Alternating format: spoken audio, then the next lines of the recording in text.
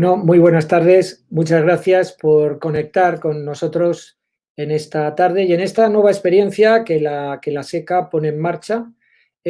También es verdad que fruto de la necesidad por razones obvias, pero que busca mantener ese contacto, esa actualización en modelos, en soluciones, en esquemas de trabajo que permitan un objetivo que comparte todos los socios y el conjunto del sistema sanitario, que es mejorar la atención que reciben los pacientes por la vía de mejoras en la calidad asistencial y en la seguridad de los pacientes.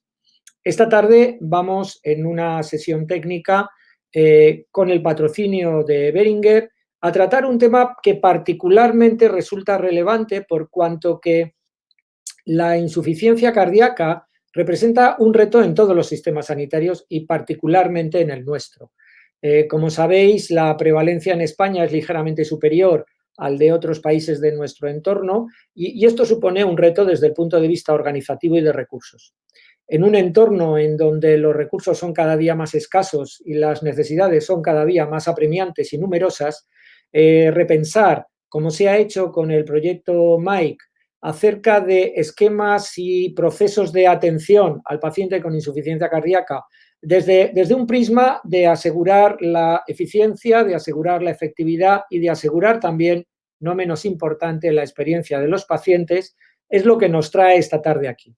En primer lugar, va a hablar y va a explicar este proyecto, su enfoque y cómo trasladarlo a la práctica la doctora Cristina Ibarrola. Cristina es especialista en medicina familiar y comunitaria. Yo la conozco, tengo la suerte de conocerla desde hace tiempo. Hemos trabajado conjuntamente en varios proyectos y la verdad es que siempre he tenido la oportunidad de aprender de ella cosas distintas. Tiene además un espíritu que siempre es un gusto escucharla y poder hablar con ella, y tiene una larga trayectoria en diferentes nodos de la red, ¿no? Ella ha sido responsable de primaria, con médico de familia también ha estado trabajando, y también ha sido gerente de Osasun Bidea, del Servicio Navarro de Salud. Ha tenido también responsabilidades en lo que serían los servicios centrales de la comunidad autónoma. Concretamente ha sido directora general de salud del Gobierno de Navarra y, como decía, pues también ha tenido su experiencia en el mundo académico, tanto como profesora como también en labores de investigación.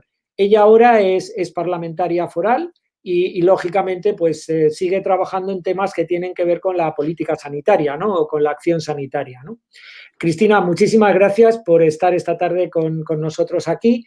Y bueno, si nos cuentas un poco qué es el proyecto MIKE, por qué surge y sobre todo, qué finalidad o qué es lo que habéis desarrollado para ayudar al sistema, para ayudar a los profesionales y sobre todo a los pacientes con insuficiencia cardíaca. Bueno, pues muchísimas gracias, José Joaquín. La verdad es que estoy encantada de volver a coincidir. Has contextualizado de forma perfecta, así que poco más que añadir. Gracias a la organización, gracias a Behringer, gracias sobre todo a todo el equipo de personas que han colaborado para trabajar en este proyecto, que hoy a mí me toca solamente presentar, pero que es un trabajo de mucha gente, y en especial pues al coordinador del proyecto, al doctor Comín Colet. Bueno, has contextualizado, como decía, muy bien. Es un problema en todos los sistemas sanitarios desarrollados muy importante, más todavía quizás en nuestro país, y además tiene un impacto pues muy relevante en los sistemas de salud. Es la primera causa de ingreso en mayores de 65 años y la primera causa de ingresos programados. Supone un 2,5% del coste sanitario total, y se prevé o se estima que todavía es más importante el impacto que tiene en costes no sanitarios, y tiene un impacto muy significativo en la calidad de vida, y con una pirámide que cada vez tenemos una sociedad más envejecida, pues cada vez va a tener, si cabe, aún más relevancia. Cuando yo contextualizaba cómo hemos trabajado esto, la verdad es que hay mucha gente trabajando alrededor de cómo mejorar la atención. En este caso, la insuficiencia cardíaca, podría ser a cualquier otro proceso, pero mirarlo solamente desde un prisma o desde un determinado objetivo, quizás es fácil a muchos niveles, es casi como hacer una cara del famoso cubo de Rubik, pero si lo que queremos, que es el caso, es aunar y confluir todas las visiones de todos los agentes de forma integrada con el objetivo común de mejorar la calidad de la atención, una atención óptima a todos los pacientes que tienen insuficiencia cardíaca, pues esto se complica bastante más. Y para esto, pues bueno, pues hay estrategias que están trabajando, las famosas estrategias top-down, ¿no? De arriba abajo en las organizaciones y que han incluido en sus planes de salud o en las estrategias de cronicidad a la insuficiencia cardíaca como patología prioritaria. También hay muchas más estrategias bottom-up, gente en hospitales, en primaria, en muchos sistemas que está trabajando en vías asistenciales, en rutas asistenciales, a modo territorial, a veces solamente a modo hospitalario, con unidades con programas de insuficiencia cardíaca, con unidades de insuficiencia cardíaca, y no es suficiente ni una dirección ni otra. Tenemos que conseguir, y de eso se trata un poco en este proyecto, el conjugar un poco los dos tipos de estrategias para que el resultado tenga éxito. Como decía, hay muchas unidades ya de la Sociedad Española de Cardiología, ha acreditado 45 en diferentes hospitales de España de insuficiencia cardíaca, y también la Sociedad de Medicina Interna también en la acreditación de atención integral, de medicina integral a pacientes con insuficiencia cardíaca, también repartidos por todos los hospitales, por toda la geografía española. Y estos programas y edades específicas de insuficiencia cardíaca sí que está demostrado que mejoran, promueven por un la utilización de recomendaciones de las guías de práctica clínica, mejoran la integración y la continuidad asistencial, mejoran la calidad, mejoran la equidad y disminuyen ingresos hospitalarios, aumentan la supervivencia y disminuyen los costes sanitarios. El objetivo de este proyecto es avanzar en el desarrollo de un modelo óptimo de atención a pacientes con insuficiencia cardíaca y mejorar el manejo que se está haciendo actualmente.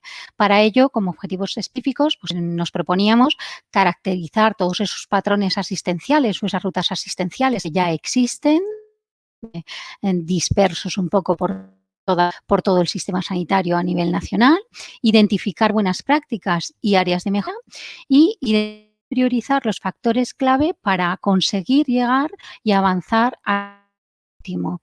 Esto lo hemos dividido en 7 retos y presentaré solamente los factores claves que han sido altamente priorizados por el grupo. No me voy a entretener demasiado en la metodología, solo decir que han participado en total 46 personas entre comité asesor y panel de expertos en diferentes fases para llegar al consenso, y ha sido un equipo multidisciplinar con múltiples visiones. Ha habido profesionales de cardiología, medicina interna, enfermería, epidemiología, gestión, urgencias social y, muy importante, desde el principio estaban representantes de asociaciones de pacientes con esa visión, con esa perspectiva de paciente. Tampoco me voy a entretener mucho en lo que fue diseñar el recorrido actual del paciente, del modelo que se está proporcionando actualmente. La confirmación diagnóstica, la prueba Princeps sigue siendo el ecocardio y poder acceder de forma ágil es un punto crítico, pero además la determinación de péptido natriurético también, y el acceder desde todos los puntos del sistema ayuda claramente al despistaje. Existen programas asistenciales en muchos lugares que previenen reingresos por insuficiencia cardíaca, luego los veremos un poquito más en detalle.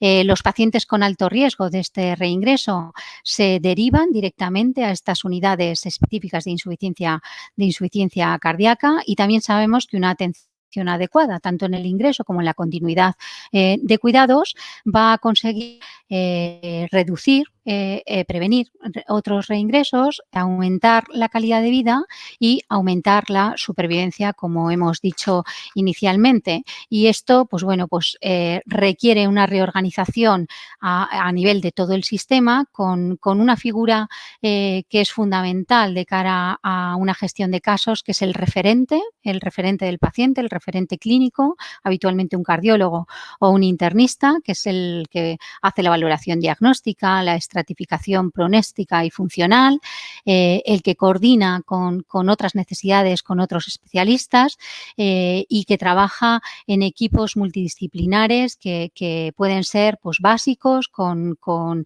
enfermería referente también a nivel hospitalario junto con el equipo de atención primaria y mucho más amplios, depende un poco de las necesidades de los pacientes. Como decía, lo hemos dividido en siete retos. El primero, desarrollo de modelos de gestión en insuficiencia cardíaca. Hay muchos modelos y se puede tener éxito con diferentes modelos, pero todos los modelos que sean óptimos deben cumplir algunas características fundamentales. Deben proporcionar una atención efectiva, una atención integrada con una atención óptima y adecuada por parte de todos los diferentes perfiles profesionales en equipos multidisciplinares que trabajan de forma colaborativa, una atención integral a todas las necesidades de los pacientes, garantizar esa continuidad asistencial fundamentalmente después del ingreso y modelos que estén orientados a mejorar los resultados en salud con una visión poblacional, porque podemos tener una excelente atención a muy poquitos pacientes de un determinado perfil en cuanto a severidad, etcétera, pero no estamos haciéndolo bien si obviamos el resto. Hay identificadas buenas prácticas a lo largo de toda la geografía. Entre las buenas prácticas que se identificaban pues están aquellos sistemas que han incluido la insuficiencia cardíaca de forma prioritaria en sus planes de salud o en sus estrategias de cronicidad, aquellos que tienen un panel de indicadores y hacen un seguimiento de los resultados a lo largo del tiempo y también todas las unidades que ya están acreditadas. Y como áreas de mejora, pues promocionar esa acreditación de unidades de insuficiencia cardíaca, hacer una estratificación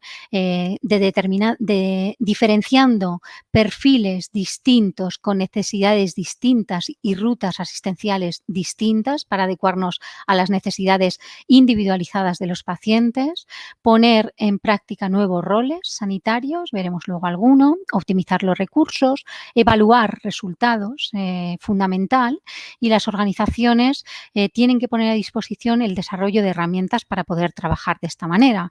Sistemas de información integrados, historia clínica integrada, cuadros de clínicos con indicadores clínicos que permitan la mejora asistencial integrados también en historia clínica, sistemas de comunicación, telemedicina, pues muchos sistemas que posibiliten que esto se pueda hacer de esta manera y a más medio, largo plazo, pues bueno, pues sistemas que potencien o que impulsen la autogestión y nuevos modelos de financiación basados en resultados que seguro que vamos a ver, basados en valor, que implicarán también cambios en la retribución, también orientadas a resultados. En este sentido, los factores clave de este primer reto priorizados, pues será incluir para que sean importantes desde más arriba esta patología como prioritaria en los planes de salud y en las estrategias de crónicos, proporcionar una atención integral e integrada en equipos multidisciplinares básicos y que pueden ampliarse según las necesidades, gestionar por procesos con un modelo de atención proactivo, no como hasta ahora reactivo, con protocolos sanitarios incluyendo también la integración sociosanitaria, sistemas de información integrados, hacer pactos asistenciales que hagan que realmente esto es importante para las organizaciones y para los decisores, para los gestores, pactos entre gestores clínicos enfocados a mejorar la calidad de la atención, y también un factor importante, promover los hábitos de vida saludables y la prevención de factores de riesgo cardiovascular. El segundo reto era todo el que tiene que ver con el diagnóstico rápido y preciso de la insuficiencia cardíaca, y aquí pues también identificábamos muchas buenas prácticas como acceso fácil y ágil a la determinación, como decía, del péptido natriurético, el acceso al ecocardio, consultas de alta resolución, vías rápidas, consultores, consultas telemáticas, tener definidas rutas y áreas de mejora, porque sabemos que hay un acceso muy variable a las diferentes pruebas, variabilidad también entre el tiempo de sospecha y la confirmación del diagnóstico, y también variabilidad en poder disponer de consultores referentes. Los factores clave identificados en este segundo reto pues eran las vías de derivación a consultas de alta resolución de insuficiencia cardíaca y promover esa valoración integral junto con atención primaria y protocolos de acceso al péptido natriurético, tanto desde atención primaria como desde urgencias. En el reto 3 tratábamos lo que es la optimización de la atención al paciente hospitalizado con insuficiencia cardíaca.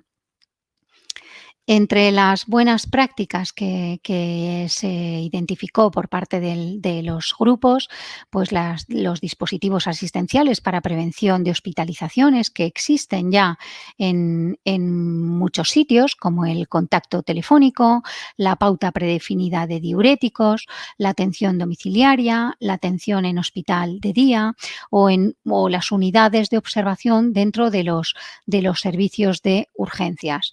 También unidades de subagudos, notificación de ingresos por parte del equipo referente a través de sistemas de información y comunicaciones automatizadas. Hay quien tiene también perfectamente estratificaciones funcionales de diferentes perfiles y está haciendo ya planes terapéuticos individualizados orientados a esas necesidades integrales de paciente. Enfermera hospitalaria referente, un rol muy importante que es la que va a hacer la evaluación integral, teniendo en cuenta la evaluación psicosocial, la que inicia la educación en el autocuidado, en el ingreso, tanto al paciente como a la familia o al cuidador, ajustes de medicación, conciliación, adherencia al tratamiento, y la que hace una labor crítica y fundamental, que es la de planificar el alta hospitalaria y coordinar perfectamente con otros niveles esa continuidad de cuidados posterior. Entre las áreas de mejora, pues criterios consensuados de ingreso, gestores de casos, participación de la farmacia, que ha sido quizás no tanta como la necesaria, acceso a dispositivos asistenciales como los que he hecho referencia, o variabilidad en la educación, que también sabemos que existe. Y es muy importante coordinar perfectamente el alta entre gestores de casos a nivel hospitalario con otros, ya sea gestor de caso a nivel de atención primaria o de una residencia, por ejemplo. Los factores clave en este sentido, pues disponer de acceso a todos esos dispositivos o a parte de esos dispositivos asistenciales para poder garantizar esa atención que realmente haga prevenir ingresos en este tipo de pacientes, valoraciones diagnósticas de estratificación funcional y hacer planes terapéuticos individualizados, tener el rol importante de enfermera hospitalaria de programas de insuficiencia cardíaca como absoluto referente, que va a canalizar todas las necesidades alrededor, coordinar el alta con otros niveles, y en pacientes más complejos o de mayor edad o frágiles también hay otras alternativas como la hospitalización domiciliaria. Ya mejorado toda esa parte de lo que hay que hacer durante el ingreso, viene otro reto crítico y es el de mejorar la continuidad asistencial en estos pacientes. Buenas prácticas, pues bueno, pues criterios de derivación por perfil, por perfiles diferentes, visitas y contactos precoces tras el alta. Hay diferentes modelos, unos que lo hacen entre las 24 y las 48 horas, otros a la semana, quizás haya que consensuar, pero lo importante es tenerlo. Trabajo en equipos multidisciplinares que hagan esas valoraciones integrales, disponer de receta electrónica que facilita mucho la conciliación, el rol de paciente y cuidador experto, y ahí teníamos la ayuda inestimable de la perspectiva de paciente dentro del grupo, consultas de enfermería monográficas de enfermería, tanto en atención primaria como en hospitales, que hagan educación para la salud, que hagan titulación, tratamiento y seguimiento estructurado para garantizar una atención en el tiempo adecuada. Todo lo que tiene que ver con telemedicina, hospitales de día y también materiales educativos, intervenciones grupales o diferentes apps que pueden servir como ayuda a la formación en autocuidado, actividades deportivas o incluso en la rehabilitación cardíaca. Entre las áreas de mejora identificábamos la garantía de atención a todos los pacientes independientemente del riesgo, a unos perfiles será quizás solamente de momento en atención primaria, a otros de forma integrada, a los más complejos en unidades que tengan que estar quizás con más geriatras o en la atención al crónico, pero es importante definirlo y no dejar fuera a nadie que tenga una insuficiencia cardíaca. Dotar de recursos a estas unidades especializadas que ya han demostrado y están demostrando que mejoran claramente los resultados, apostar por tecnologías de información y comunicación y no olvidar todo lo que tiene que ver con educación al paciente, que ya supuestamente ha empezado en el hospital y tenemos que continuarla con una misma estrategia.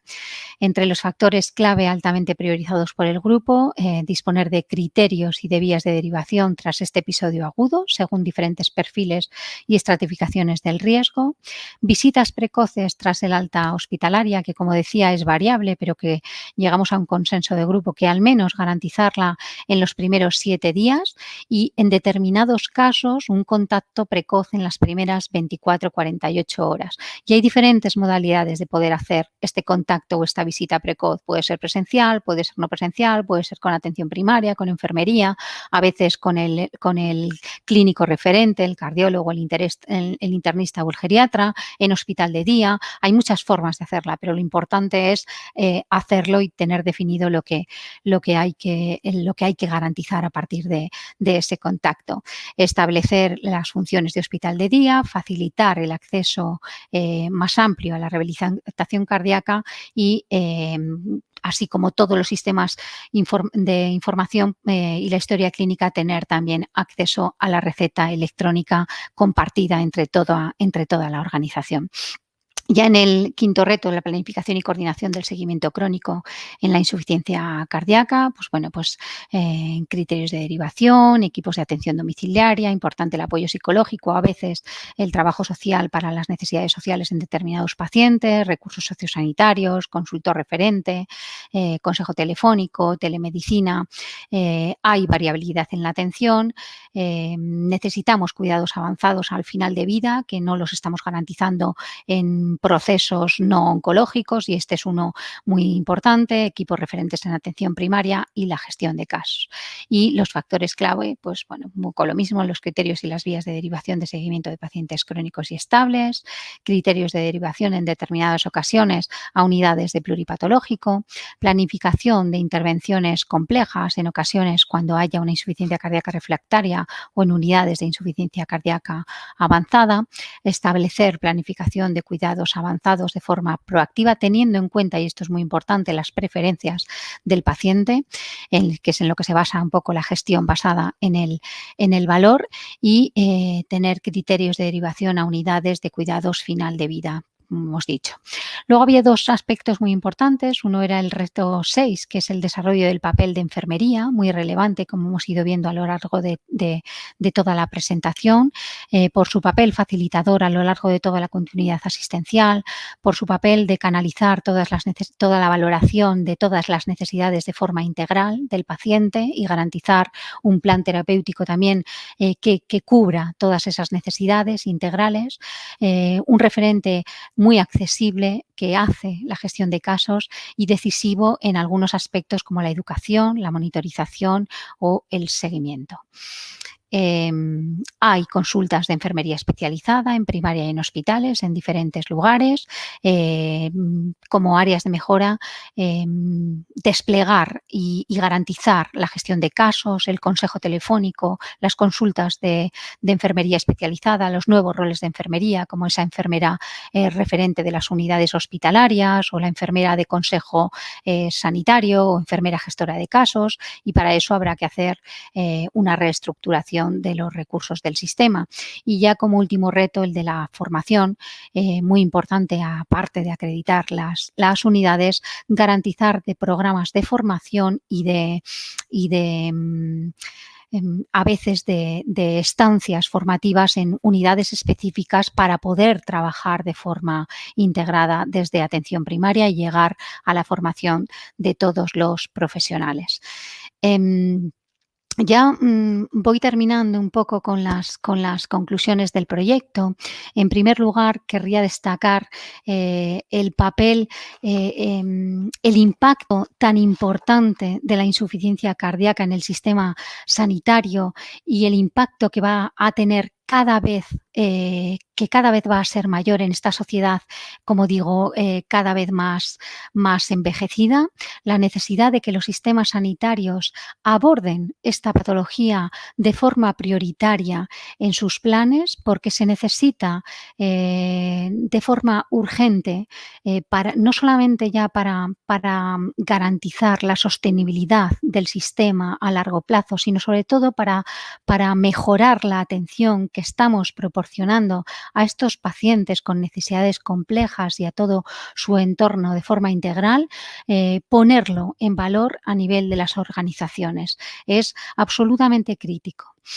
Quiero poner en valor también la importancia que tiene llegar a un consenso profesional. Un consenso profesional que en este proyecto ha sido muy relevante y que de alguna manera ha hecho que profesionales de muy diferentes ámbitos se pongan de acuerdo en cómo hacer la valoración, cómo definir el modelo asistencial óptimo, cómo trabajar de forma colaborativa en estos equipos multidisciplinares, cómo hacer esa continuidad asistencial, en definitiva, cómo garantizar una mejora en la calidad de la atención a estos pacientes con una orientación a resultados en salud, con una orientación a resultados con una dimensión que tiene que ser global, que tiene que fijarse en que los modelos sean no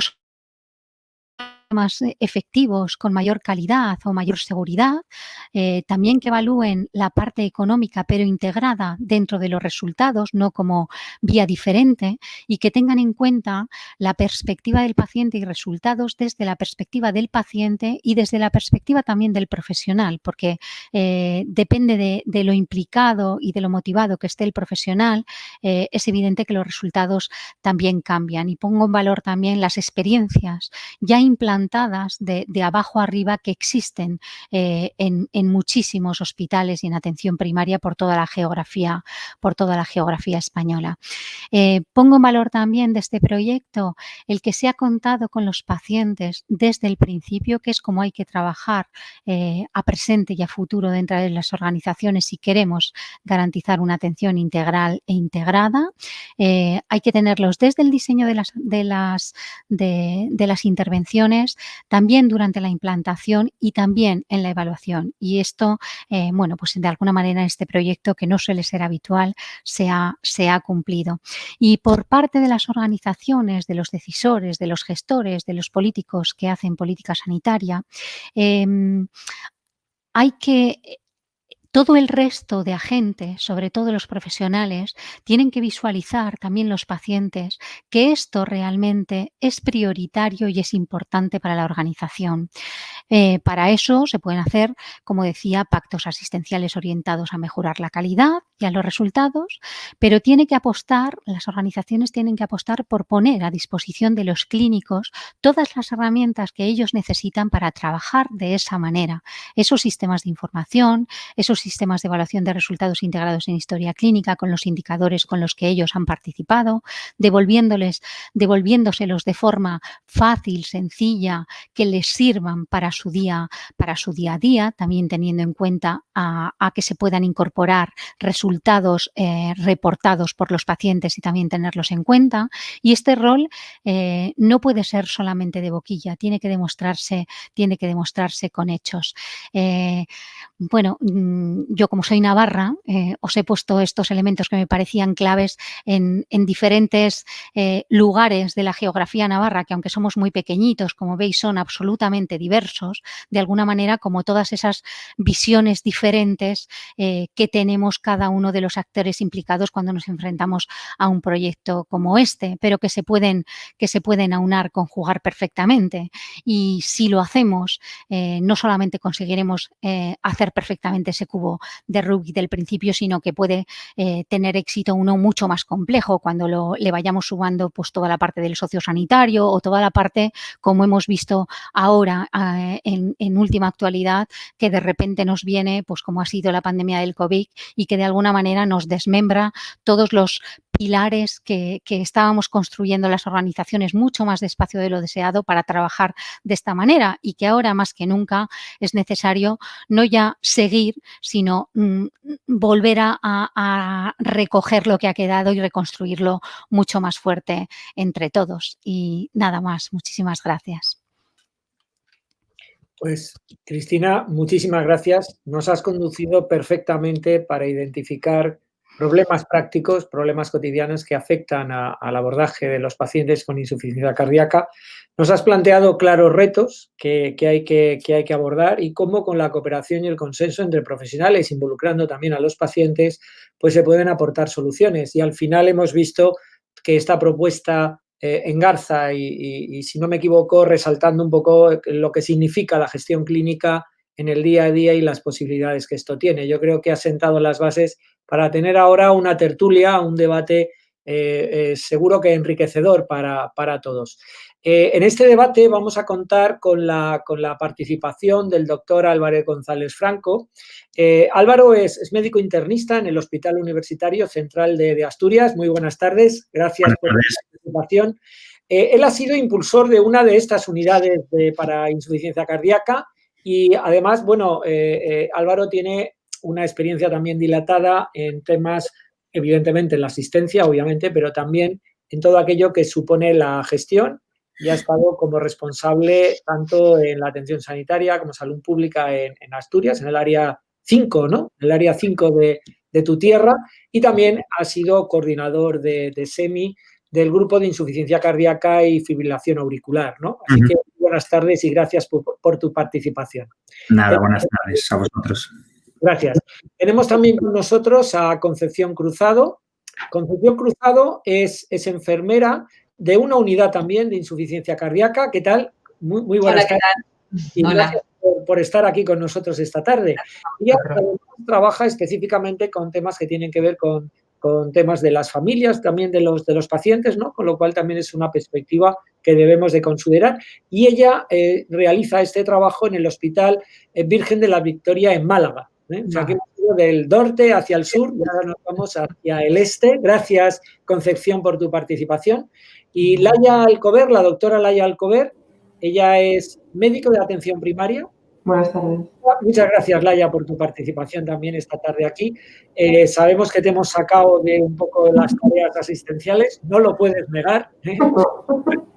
Ella trabaja en el CAP Sant Josep, en la delta del Llobregat, y lleva el programa territorial de atención integrada a la insuficiencia cardíaca. Es un programa con una perspectiva comunitaria, del que seguro que también nos hablará, y también ha tenido experiencia en la gerencia territorial metropolitana del Instituto Catalán de la Salud.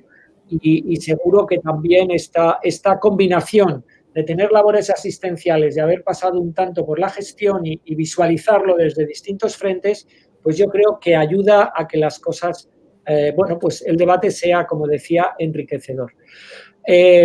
Yo os voy a plantear alguna cuestión, pero sentiros libres de participar cuando queráis, como consideréis, ¿no?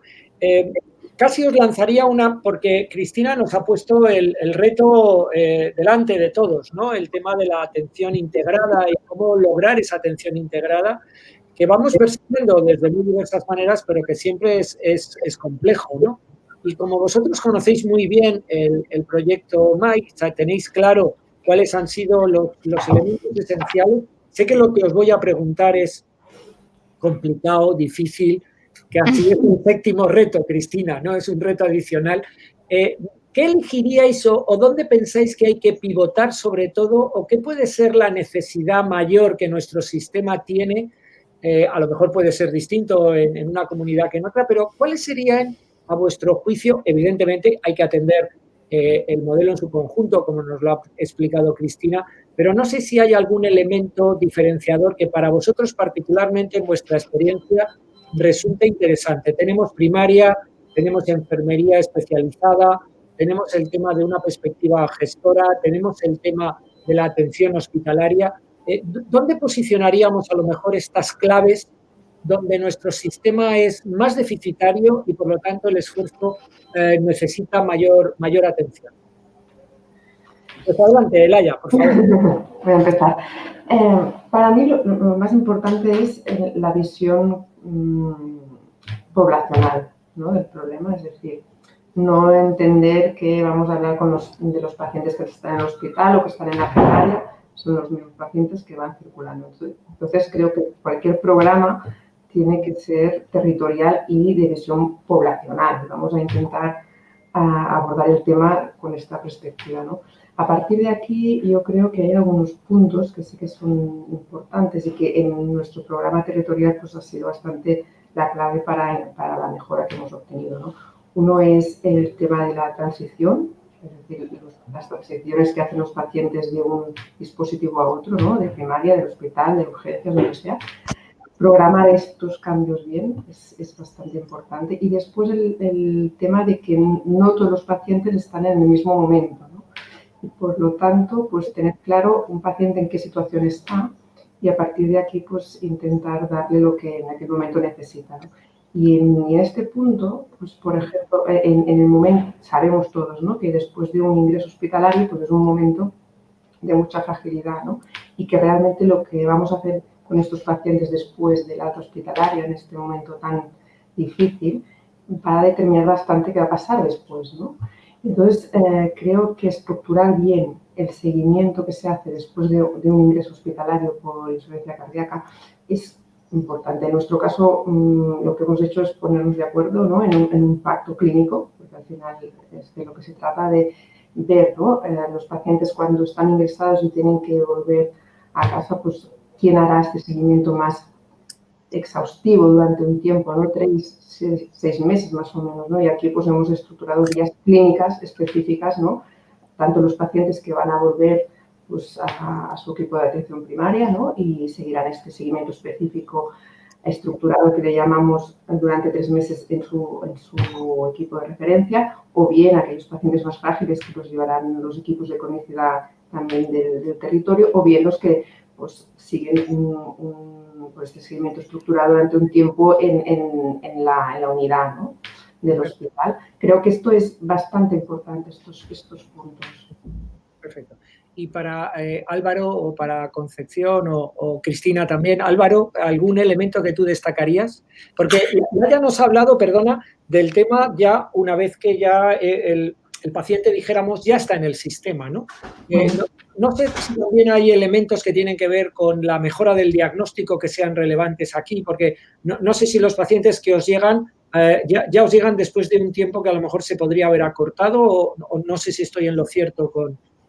Sí, aunque también es cierto que cada vez vemos más, o sea, vemos siempre en las gráficas que cada vez hay más ingresos por insuficiencia cardíaca, que la mayoría de la gente que es hospitalizada por IC cada vez va teniendo más edad. Entonces, quizás el perfil está cambiando hacia un perfil del paciente crónico complejo, ¿no? Y ahí, bueno, es cierto que si se diagnostica antes, pues siempre va a ir mejor. Pero yo, siguiendo un poco en la línea que exponía Laia y con el que estoy completamente de acuerdo, yo creo que, por ser prácticos, yo donde pondría la clave fundamental es en esa coordinación entre los niveles asistenciales, precisamente en esa transición de cuidados que estoy completamente de acuerdo, ¿no? Estos pacientes ingresan mucho, reingresan mucho, y yo creo que ahí es esencial la figura de la enfermería como gestora de casos, como aglutinadora y como integradora en la coordinación de los dos niveles asistenciales entre primaria y el hospital, ¿no? Quizás eso y la organización por perfiles. Está claro que un paciente con una cardiopatía avanzada,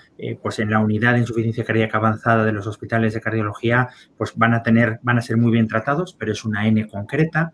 Los pacientes reingresadores, pues con las unidades UMIPIC de medicina interna, hemos demostrado una reducción de hospitalizaciones importante. Los pacientes muy frágiles, después de varios ingresos, pues el trabajo de rehabilitación que unidades de geriatría están demostrando, pues también ayuda. Yo creo que hay que seguir un poco el itinerario del paciente y ver en cada momento en qué servicio o en qué unidad, programa va a beneficiarse más el paciente. Y el enlace entre los distintos puntos de desarrollo, yo creo que claramente lo pondría en enfermería, que es el que nos va a permitir aglutinar las distintas iniciativas, o en qué momento el paciente tiene que estar más en un contexto o en otro contexto, quizás.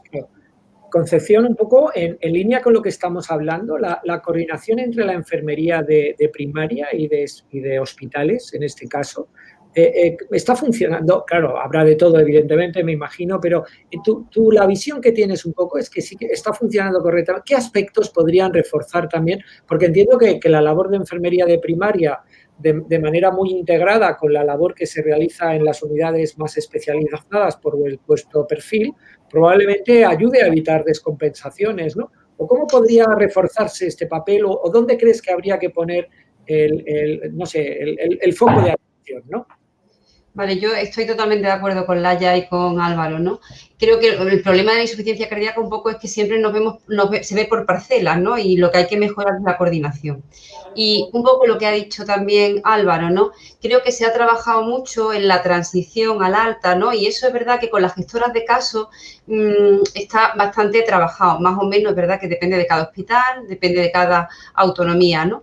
Pero desde mi punto de vista, lo que hace falta es trabajar también en la comunicación desde primaria con el hospital, ¿no? Yo lo que noto desde la unidad, desde la consulta de enfermería de una unidad de insuficiencia cardíaca es cuando el paciente se marcha de alta de nuevo a primaria, porque claro, el paciente no es nuestro, el paciente viene a la unidad y nosotros hacemos una intervención intensa durante un tiempo, pero al final vuelve a primaria.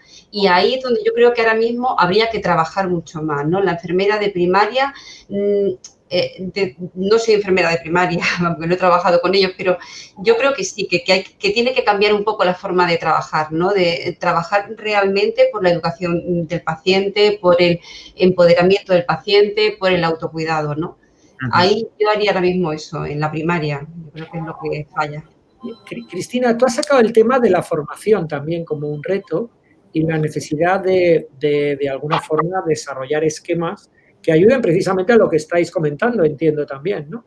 Es decir, no sé si en esta reflexión que habéis llevado a cabo habéis detectado qué necesidades o qué inputs de información, y a lo mejor la cuestión hay que trasladarla también al grado, no solamente ya en la formación continuada o en el reciclaje de los profesionales. No sé si ahí habéis identificado algunos elementos que nos ayuden también en esta dirección, porque lo que está claro es que no estamos hablando de algo escasamente prevalente, ¿no? Estamos hablando de algo que es habitual y que quizá es necesario también incorporar desde pasos tempranos en la formación de los futuros profesionales, ¿no? No sé si esto lo habéis estado contemplando. Bueno, yo creo que hay experiencias de formación en muchos lugares, ¿no? Pero quizás lo que falta es darle ese marco global y desde el principio, como bien decías, ¿no? O sea, trabajar de forma integrada no sabemos, estamos empezando ahora a entendernos, pero en general tú juntas a equipos de profesionales. Yo me ha tocado en los últimos años trabajar mucho en esta faceta y cada uno lleva su visión muy particular y a mí me parece súper enriquecedor el poder compartir eso, el poder ver que realmente tienes muchas más cosas en común de lo que parece y identificar bien qué es lo cómo vas a trabajar, qué vamos a evaluar. Yo, bueno, de evaluación, si quieres, hablamos más tarde. Pero hay que formar no solamente en lo que es el proceso de insuficiencia cardíaca, sino formar también en trabajar de esta manera. A mí me parecieron muy interesantes algunas iniciativas o experiencias ya implantadas, pues la que contaba Laia o muchas, ¿no? Que realmente no es una formación solamente de dar unas clases, sino que se integran de alguna manera dentro de los equipos, hacen estancias formativas dentro de los hospitales, participan en las sesiones de formación o en las sesiones docentes del equipo, del hospital. Es decir, tenemos que empezar a cambiar el chip todos y no trabajar por servicios ni por niveles, sino trabajar por equipos colaborativos, juntando un poco los objetivos comunes. Y no es fácil. Y entonces yo quizás ahí lo más importante pondría en la gestión del cambio. Fíjate, porque nosotros en Navarra, por ejemplo, hicimos una experiencia muy interesante de formación en gestión del cambio para trabajar de esta manera y fue súper interesante. Oye, otro aspecto que acabas de destacar, Cristina, no sé desde vuestra perspectiva, porque estáis en servicios de salud distintos, con centros e instituciones diferentes, pero todos de alguna manera compartís la metodología de los acuerdos de gestión, ¿no? No sé, a nivel de los indicadores y de los acuerdos, ¿qué elementos pensáis que habría que introducir de cambio? Y Cristina lo ha introducido hace un momento en los sistemas de evaluación, para impulsar un cambio real en la manera de atención, porque no sé si compartiréis conmigo la idea de que verdaderamente lo que está en los acuerdos de gestión manda mucho y los profesionales le prestan mucha atención, ¿no? Otros indicadores que no están dentro de los acuerdos de gestión son relevantes, son importantes, se miden, pero no tienen el peso ni mueven la voluntad como lo hacen los acuerdos de gestión. No sé si coincidís con esa perspectiva. ¿Qué elementos están ahora incluidos y qué otros serían necesarios incluir? Si queréis hacemos una ronda porque puede haber diferencias por servicios. Laia, empezamos por ti, ¿te parece? ¿Qué elementos estáis midiendo de alguna manera, de manera sistemática, y tienen repercusión en los acuerdos de gestión? Es que al final, muchas veces los clínicos tenemos nuestros indicadores, los que nos importan, ¿no? Y después hay los que a veces pues, que define la empresa en este caso, ¿no? Entonces, aquí hay algunos que te gustan y otros que no tanto, en el sentido de muchas veces tiene que ver con resultados individuales, ¿no? Lo que tú haces en aquel momento, en aquel paciente, ¿no? Y tenemos pocos indicadores de cómo estamos haciendo las cosas en una zona determinada, ¿no? Que sería lo interesante, porque al final, si no, es esta visión, ¿no? De lo que yo hago en mi consulta, en mi paciente, y ya está, ¿no? Y al final nadie me está valorando si realmente yo me estoy relacionando bien con el hospital, cómo estoy derivando, cómo están devolviendo los pacientes, es decir, todo esto queda en el aire y parece que, bueno, que los resultados son como muy individuales, porque al final es así, ¿no? Los resultados, como muchos, son de equipo, ¿no? Pero de equipo de atención primaria, pero no del territorio, ¿no? No hay esta cultura de valorar, bueno, a ver, en nuestra zona, cómo estamos tratando a los pacientes con insuficiencia cardíaca y qué indicadores necesitamos para ver si lo estamos haciendo bien en conjunto. Sí. Esto no tenemos esta cultura. El hospital, Álvaro, es también... tendréis otra realidad, pero no sé si compartís algunos de los elementos que nos contaba Laia. Sí, nosotros, a ver, somos unidad de gestión clínica, nuestro servicio de medicina interna, y sí es cierto que ahí lo estuvimos trabajando. Yo creo que tenemos que ir avanzando en que los clínicos tenemos que irnos incorporando a este tipo de herramientas de gestión. Yo en mi propio servicio reconozco que desde que asumí la jefatura y estoy trabajando y explicando los indicadores y ahora la gente los va viendo, hablar de indicadores y de contrato programa era como hablar en chino, básicamente, ¿no? Quizás una de las cosas potentes que conseguimos implantar es que de los 25 indicadores asistenciales, 12 eran un poco todas las áreas de gestión clínica tienen los mismos, pues el estándar que marca la empresa, como decía Laia, de estancia media, de tal, pero los otros 12 los trabajamos nosotros en la comisión de dirección y propusimos indicadores concretos, pues de trabajar con prealtas, que son individuales, trabajar con reingresos en insuficiencia cardíaca, trabajar con consultas virtuales en insuficiencia cardíaca, es decir, algunos aspectos que ya nos implicaba a nosotros directamente como asistenciales, ¿no? Y para el año que viene vamos un paso más allá porque en concreto en la insuficiencia cardíaca sí que en Asturias hemos desarrollado una herramienta digital, un formulario para una especie de checklist para contestar lo que tenemos que ir haciendo según los protocolos de la guía nuestra de medicina interna de la Sociedad Española de Medicina Interna, con 4 etapas durante la hospitalización. Y esa herramienta digital en formulario lo tenemos implantado en todos los hospitales públicos de Asturias, hacemos una descarga mensual y podemos medir no solo las características del paciente, sino cómo nosotros como profesionales estamos adhiriéndonos a las guías, identificando dónde tenemos errores, ¿no? Y metiendo eso como indicador de contrato programa. Entonces, yo creo que eso es aproximar a la realidad, intentar que las guías realmente se traduzcan en un contrato programa. Creo que sería un poco lo que más nos ayudaría a que utilicemos este tipo de herramientas de gestión en mejorar la calidad de la atención a nuestros pacientes. Sí, probablemente también acerca al clínico a la evaluación para que no sean dos mundos distintos. Sí. Totalmente. Concepción, en el tema de indicadores o de medidas, ¿cuál es la perspectiva que tú ves en el día a día? ¿Está sirviendo o hay elementos que hay que modificar también, como nos están sugiriendo? Claro, mi experiencia es un poco la de Laia, ¿no? Es decir, yo tengo conocimiento de mis objetivos individuales, ¿no? Es verdad que se suele hacer una reunión al año en la que se expone en el global, pero desde luego como profesional de base no tienes acceso a cuadros de mando, muchas veces te cuesta hasta trabajo tener acceso a los datos de tu consulta, ¿no? Es lo que yo veo. Ahí yo creo que sí que hay que trabajar también, por lo que ha comentado un poco Álvaro, ¿no? Que la gente eso no lo vea como algo que tengo que hacer para cumplir un objetivo y cobrar una productividad, sino que realmente estamos mejorando la atención a los pacientes. Yo, por ejemplo, como enfermera sí que es verdad que una cosa que ha contribuido mucho y con lo que estoy muy contenta es con el tema de la carrera profesional, porque eso, al menos aquí en Andalucía, se contempla rotaciones por otras unidades para subir de nivel.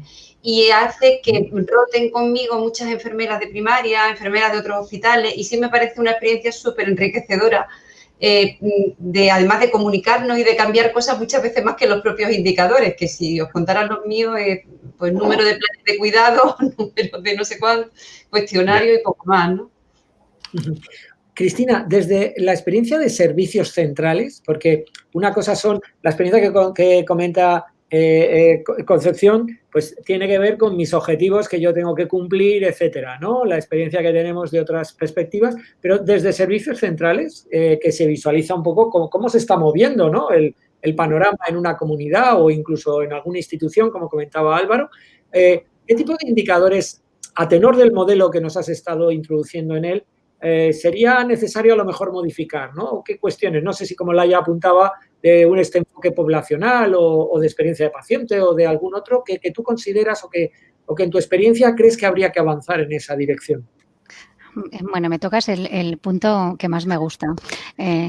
A ver, está claro que fíjate lo que ha dicho Laia, ¿no? Es decir, están los indicadores que nos importan y luego los de los pactos de gestión, ¿no? Entonces, precisamente yo creo que el reto es que los indicadores que les importan a los clínicos estén perfectamente recogidos en los pactos de gestión, que sin duda tienen que incorporar otros, ¿no? Porque puede que no sé, o sea, los tiempos de espera, pues lógicamente van a tener que estar recogidos, o la experiencia de paciente que hay que empezar a recoger y que hasta ahora no le hemos hecho demasiado caso, pero quizás el reto es definir de forma conjunta los indicadores de calidad que queremos alcanzar, que se sientan involucrados e implicados para intentar conseguirlos, y yo creo que tienen que ser pocos, tienen que ser realmente importantes y que lo que midas sirva para algo, para cambiar cosas, desde luego con un enfoque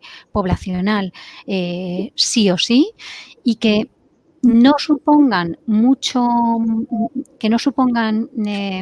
tiempo ni trabajo en el registro, pero que la explotación y la devolución de la información sea fácil y que te sirva. Yo creo que el secreto está ahí y antes no era posible, no teníamos herramientas para ello y por eso los pactos de gestión son arduos y están llenos de actividad que tampoco nos importa ni siquiera tampoco a los gestores, ¿no? Y hay que irlos cambiando, yo creo que hacia menos concretos y que sean muy útiles y avanzar también en que sean indicadores de paciente. Habitualmente, desde luego desde mi experiencia uno quiere medir qué he hecho yo en mi centro de salud o en mi consulta, o yo si he hecho conciliación en mi planta de medicina interna, que no importa, o sea, que lo que nos importa es que el paciente tenga la valoración hecha, no importa quién se la haya hecho. O sea, tenemos que huir un poco de estas evaluaciones individualizadas en las que a todos nos gusta sentirnos identificados con lo que hacemos nosotros en nuestra islita, por poner el foco en el paciente y que entre todos consigamos aquello, ¿no? Son muchas cosas. Laia, no sé si tú querías comentar algún punto. Sí, quería añadir una experiencia positiva, ¿no?, en esto de los indicadores. En el programa nuestro territorial que dirige el doctor Comín, tuvimos la suerte de poder analizar antes de empezar el programa y definir el programa algunos indicadores y, bueno, pues miramos, por ejemplo, pues los ingresos, la mortalidad, ¿no? Entonces, vimos que realmente el problema estaba en que los pacientes morían poco, es decir, una mortalidad baja en referencia al resto de Cataluña, pero la estancia en el hospital era continua, ¿no? Es decir, vivían en el hospital los pacientes, ¿no? Entonces, esto fue un motor importante porque los clínicos, al final, si tú ves un indicador que te está haciendo una fotografía poblacional de lo que está pasando, entonces tú ya, bueno, pues empiezas a priorizar, ¿no?, las actividades que vas a hacer para intentar resolver esto. Y al final, cuando hemos valorado a los 2 años, pues cómo han ido las cosas y esto ha dado la vuelta y estamos mucho mejor, estos indicadores han sido, bueno, pues muy bien valorados, ¿no?, por el equipo clínico, ¿no? Es una buena experiencia de indicador que inicialmente era malo, pero que nos ayudó a entender qué estaba pasando, ¿no? Y después, pues, con la estrategia del doctor Comín, pues esto se ha ido corrigiendo, ¿no? Pero, ostras, que con sentido, ¿no? Y creo que esto es importante. Con los sistemas de evaluación va de la mano también, bueno, las facilidades o las carencias de los sistemas de información, ¿no? Claro, las historias digitales suponen un claro avance y una ventaja que no es discutible, creo yo, y esto para la seguridad del paciente ha traído enormes ventajas. Y conforme pasan los años se van ampliando estas ventajas. Esto también no cabe duda. Pero no sé si la comunicación primaria-hospital, primaria especializada, entre los profesionales es más fácil coger el teléfono que mirar la historia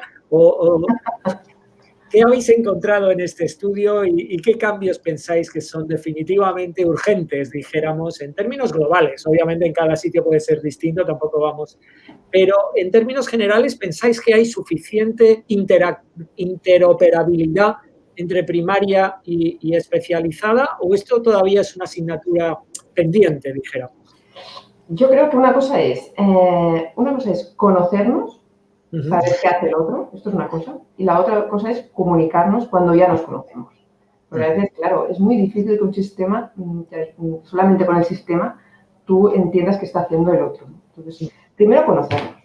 Y voy a poner un ejemplo también. En las rotaciones que hacemos los profesionales de primaria en el hospital, eso está más que visto, ¿no? Pero ya al revés, ¿no? Entonces, nuestra experiencia nos dice que en el momento en que los profesionales del hospital vienen a hacer rotaciones con nosotros, nos conocemos también y saben mejor cómo es el día a día en la primaria, ¿no? O sea, primero hay que conocerse y después comunicarse. Entonces, aquí yo creo que hoy en día el hecho de, por ejemplo, tener el mismo sistema informático, ¿no?, en el hospital que en primaria, pues es terrible, porque al final se pierde información, lo que ya sabemos todos, ¿no? Sí, sí. Yo creo que los sistemas de información nos están permitiendo no tanto ya consultar la historia del paciente en un sitio o en otro, sino también el trabajar de manera conjunta o esto todavía sigue en la lista de pendientes, dijéramos. Por la cara que ponéis, no vamos a continuar con el tema. Está claro. Más lista de pendientes, entiendo, ¿no? Ya, pero bueno, yo creo que sí que se están dando pasos, ¿eh? Es decir, hace 6 años yo creo que esto era una quimera, ¿no? Y ahora se están dando pasos y yo creo que hay una hoja de ruta más o menos clara, que costará más o menos, pero que va hacia un determinado sitio. Es decir, antes a mí me parece que en esto los sistemas de información eran la excusa perfecta para todo. Y ahora han dejado de serlo, porque existen ya posibilidades tecnológicas para todo tipo de integración y para todo tipo de evaluaciones diferentes y evaluar resultados y no solamente actividad, que es de lo que nos quejábamos siempre, y ahora hay que querer implementarlo.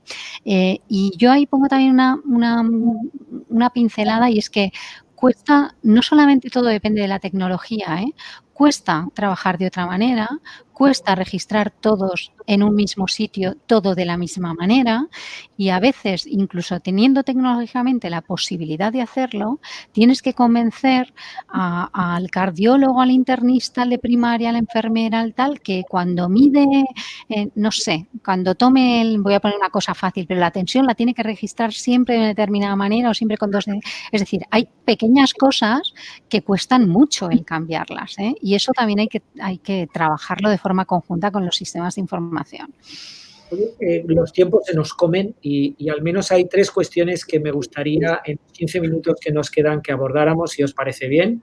Uno es el papel del paciente, ¿no? Y el tema de la activación del paciente, donde entiendo, Concepción, que enfermería además tiene un papel determinante, ¿no? El otro es, claro, en cardiología es uno de los sitios en que las experiencias de las consultas virtuales, la telemedicina en general, pues ha avanzado y tiene un recorrido. Y además tenemos a Álvaro, que si no me equivoco, pues tenéis también algunas experiencias punteras en esta dirección. Y luego, bueno, lamentablemente todos somos conscientes de lo que estamos viviendo. Claro, también tenemos que ver en qué medida pues la pandemia de la COVID nos está afectando o afecta a los pacientes, porque hay algunos estudios que ya están señalando que la no atención a pacientes no COVID-19 y concretamente en el ámbito de la cardiología supone pues unas consecuencias a medio plazo, vamos a decir así, duras, ¿no? Complejas, ¿no? Si os parece, Concepción, el tema de la activación del paciente, te voy a pedir el truco, ¿no? Para conseguirlo, ¿no? ¿Cuál es en tu opinión un poco qué funciona, qué es lo que ayuda? ¿Estamos realmente consiguiendo la activación de los pacientes? Sí, se consigue. Lo que pasa es que el truco no hay una varita mágica, cada persona es diferente. El truco es personalizar, ¿no? Es decir, yo lo veo cada día en la consulta, lo que me sirve para una persona no me sirve para otra, ¿no? Entonces, eso no hay reglas generales, ¿no? Hace falta tener más enfermeras, poderle dedicar tiempo. Probablemente creo que es lo que más hace falta, tiempo. La pandemia yo creo que ha puesto de manifiesto la importancia del paciente empoderado, ¿no? Del paciente que conoce su autocuidado. Y yo recuerdo, en Andalucía el impacto fue más pequeño, ¿no?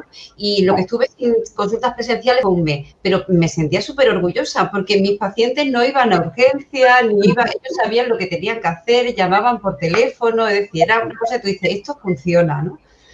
Con respecto a la telemedicina, a mí lo que me da miedo es que utilicemos la telemedicina para arreglar errores del sistema, ¿no? Porque eso no es. La telemedicina está aquí y habrá que incorporarla en las unidades, pero no podemos pretender que la falta de enfermeras, y ahora en estos días incluso el de Lance y tal, pues pongo telemedicina y lo quito. No, es una herramienta más que habrá que incorporar, ¿no? Pero desde luego no podemos tampoco caer en eso de la fascinación tecnológica y en pensar que la telemedicina va a arreglar todos los problemas del sistema. Porque, Álvaro, vosotros sí que tenéis experiencia con programas de telemedicina, independientemente de la COVID, me refiero, no Sí. con motivo de la COVID, que casi ha habido como la urgencia de poner algo, que no sabemos si es telemedicina realmente o teleteléfono. Un poco de todo. Sí, la verdad es que nosotros llevamos un año ya trabajando en un proyecto multidisciplinar que está coordinando el doctor Comín, el proyecto Hermes, que es precisamente un poco de eso, de telemedicina, ¿no? Y la verdad es que yo creo que vamos a pintarlo en positivo.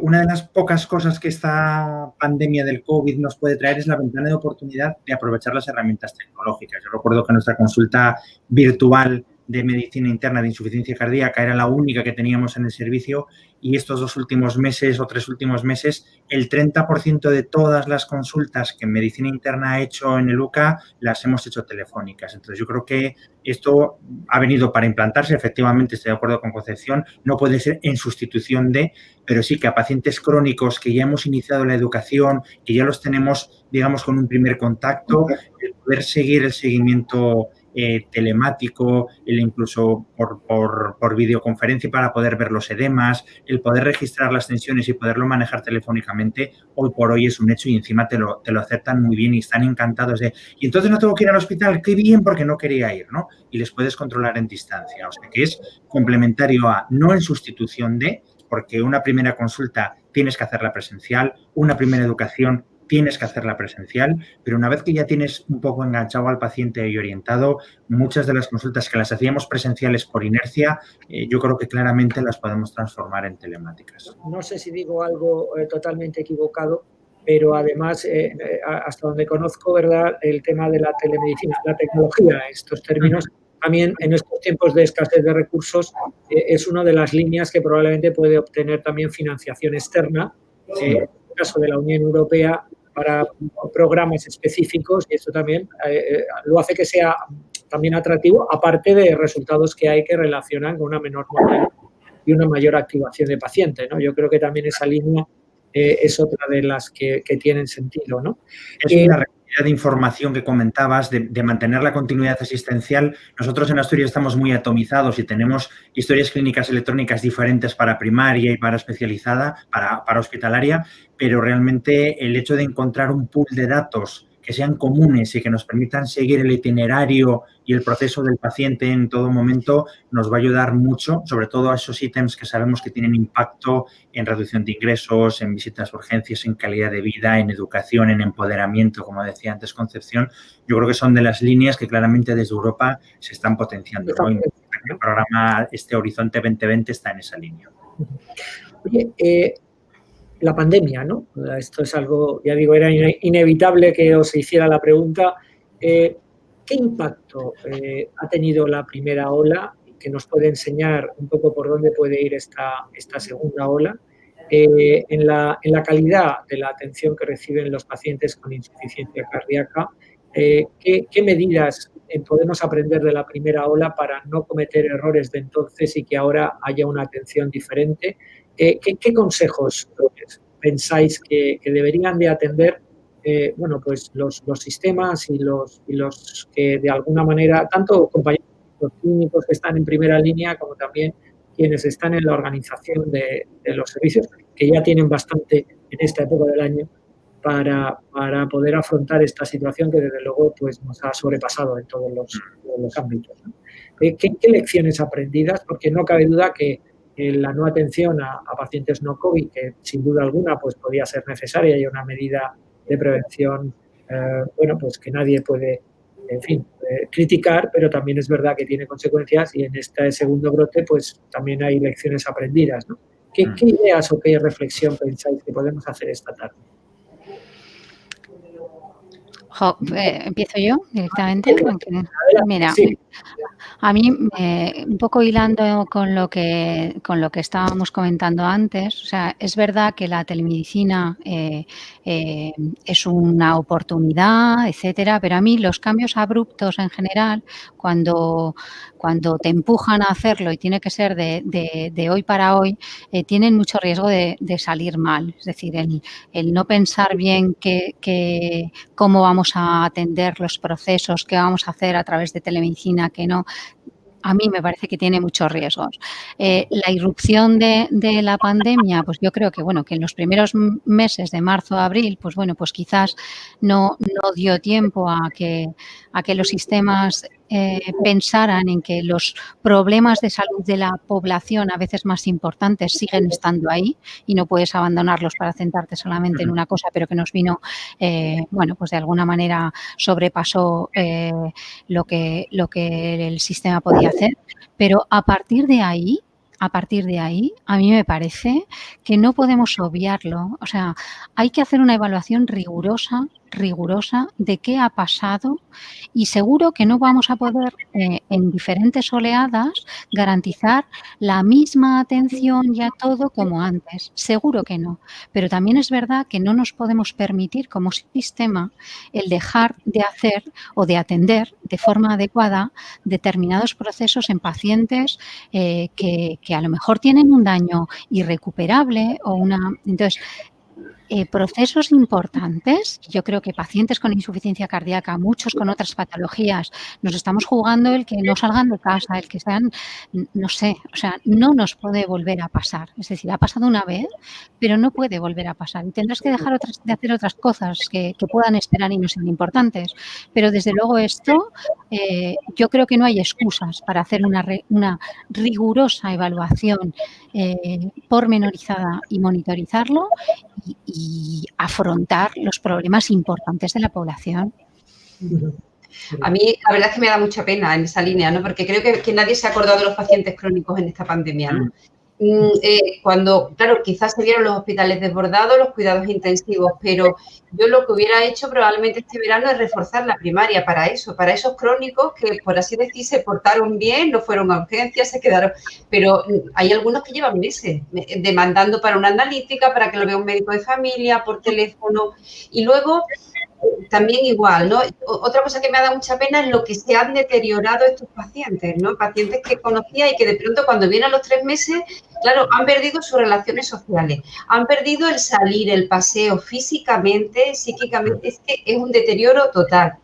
Y sí, yo creo que se debía de haber invertido algo más en la primaria, no sé en otras comunidades, pero aquí en Andalucía la primaria está para COVID, no para los pacientes crónicos, ¿no? Un poco lo que ella decía. Y teníamos que habernos acordado de ellos, ¿no? Entonces, totalmente de acuerdo. Es que este tsunami se lo ha llevado todo un poco por delante. Yo lo que sí veo en plan práctico y centrado en la consulta de pacientes reingresadores, lo que sí hemos visto un poco es que tirando mucho más de teléfono y sobre todo con educación y con empoderamiento. Si el paciente tiene claro los signos de descompensación, tiene el teléfono de contacto para llamarte, los que llevaban ya 3, 4, 5 meses con nosotros, en general han aguantado muy bien o nos han llamado por teléfono cuando empezaban a descompensar. Los que acabamos de fichar de 2 o 3 reingresos recientes y las que acabamos de iniciar la educación, no conocían muy bien la sistemática, se han quedado un poco perdidos y esos están yendo claramente a peor, ¿no? Entonces, yo creo que ahí es empoderamiento del paciente y garantizar de alguna manera, telefónicamente, telemáticamente, el seguimiento, porque ahora mismo, aunque realmente la ubicación de estos pacientes tendría que estar en primaria, yo por lo que estoy viendo en Asturias, y dentro de lo que cabe, no somos de los peores, la situación en primaria está absolutamente desbordada con el seguimiento. Quiero decir, no dan para más, no podemos pedir todo. No te preguntamos en primaria cómo estás, porque ya nos imaginamos. En primaria, pues después de la primera hora de la pandemia, pues teóricamente nos teníamos, ¿no? Pensábamos que nos podíamos recuperar un poco, ¿no? Y empezar a recuperar los pacientes que habíamos dejado pues de lado porque realmente no se podía, ¿no? Y entonces vino lo que no esperábamos, y es que en realidad nosotros no hemos tenido ninguna pausa, ¿no? Con lo cual, a día de hoy, pues yo qué sé, yo creo que la mitad de la actividad sigue siendo COVID, ¿no? Con lo cual, pues lo demás, yo creo que aquí la frase es, o la palabra es priorizar. Sí. Priorizar, ¿no? Al final es tus pacientes, pues intentar no ir a demanda, sino ser proactivo en intentar que aquellos que son más frágiles, que a lo mejor no han levantado la mano porque igual es que no tienen ni fuerza para levantarla, pues ir a buscarlos, ¿no? Y esta priorización, de todas formas, también necesita tiempo para hacerla. Es decir, te tienes que sentar y mirar, bueno, todos aquellos que estaban ahí frágiles, estaban un poco, ¿qué ha pasado? ¿No? Vamos a recuperarnos, ¿no? Y esta actividad, pues, ha sido muy difícil, porque realmente, por ejemplo, esta tarde, pues la mitad de mi jornada he estado en zona COVID, ¿no? Con lo cual, es como continuo. Y después, en primaria, tenemos otro problema, que es el tema de la burocracia. O sea, esto es terrible. O sea, hacemos muchos trámites, ¿no? Y al final, la sensación es que a veces... vale, la COVID existe, o sea, esto pero entonces vamos a intentar que la actividad médica sea realmente médica, ¿no? Y que podamos aportar alguna cosa como médicos, ¿no? Y a veces hay muchos ratos que dices, bueno, es que todo el trámite, las bajas alrededor de la COVID es brutal, ¿no? Pero bueno, yo creo que aquí es, que ya lo sabíamos en realidad, ¿no? Priorizar y tener los pacientes colocados, ¿no?, donde tocan. Y ahí estamos. Algunos más cansados que otros, pero bueno, ahí estamos. Oye, hemos agotado hasta el último segundo del tiempo que teníamos asignados. Yo os tengo que agradecer a los cuatro vuestra participación, no solo por compartir vuestra experiencia y el esfuerzo que estáis haciendo, sino también por las ganas que transmitís para continuar haciéndolo, ¿no? Yo creo que este es el elemento esencial que además en estos momentos que vivimos, pues más se necesita probablemente. Y es lo que seguro que nos ayuda a salir de esta sin dejar nadie atrás, ¿no? Así que muchísimas gracias. Gracias por el esfuerzo realizado con el desarrollo del modelo, buscando al final lo que es el objetivo también de SECA, que es la mejora de la calidad asistencial y la seguridad de los pacientes. Muchísimas gracias a todos que habéis estado pues esta tarde conectados. Espero que os haya resultado de interés esta sesión técnica. Y nada más, agradeceros que os hayáis enganchado a este congreso virtual de SECA y que continuéis con otras sesiones y con la semana que viene con las mesas temáticas que están organizadas. Muy buenas tardes.